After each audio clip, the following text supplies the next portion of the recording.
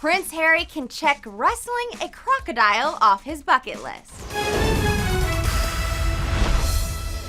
The 30-year-old got the chance to tame the wild beast during his second mint in Australia last month. Australia's Parks and Wildlife Commission Northern Territory recently shared a press release of a few photos of the royals' crocodile experience while down under. From hanging with the crew to actually getting hands-on with the croc, Prince Harry looked like he was in his element, and apparently the crew agreed.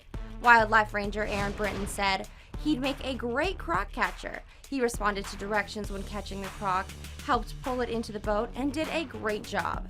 Harry is currently on tour New Zealand, where he's been meeting with fans, playing soccer, and played a real-life Prince Charming to one lucky little girl, creating a Cinderella moment by sliding on her shoe.